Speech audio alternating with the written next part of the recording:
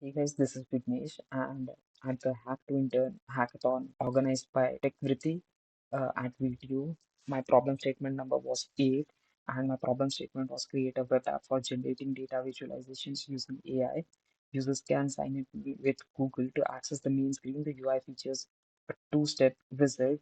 In the first step, the user inputs a prompt to generate the chart. In the next step, users can customize titles, color, and legend, and export visualization as code or image. Feel free to adapt this concept to suit your design needs. So, in order to solve this problem, my solution was to create this chart GPT.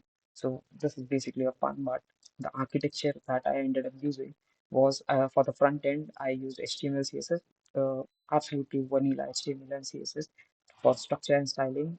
Again, vanilla JavaScript for handling interactions, authentication, and chart generation. So Google Charts was used to visualize data uh, and Google Generative AI. So basically, the Gemini API was used in order to generate data.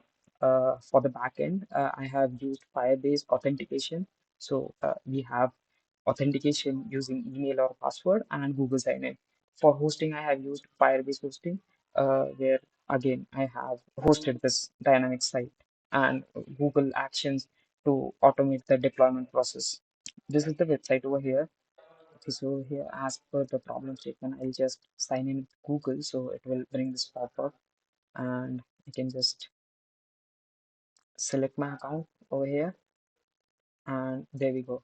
So here we have this chat box where I can put in my message, and here I have this generated content element. So I can choose what type of chart I want. So if I want, say, a line chart up, and I'll just enter inflation all over the world. So here I'll be just adding some uh, keywords. So that is like here I have inflation all over the world. I'm not defining a lot. Well, you can define a lot, but once you click send, it will create a JSON data. So the Google API will create a JSON data, and here we have this data.